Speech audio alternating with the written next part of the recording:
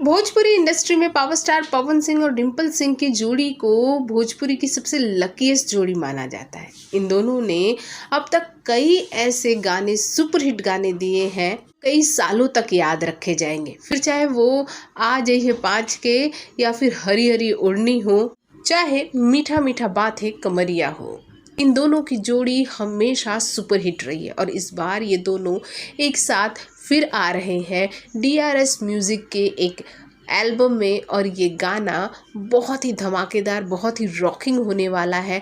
साथ ही पवन सिंह और डिम्पल सिंह की जब भी जोड़ी आती है तो आप सभी जानते हैं कि कुछ न कुछ इंटरेस्टिंग तो होता ही है।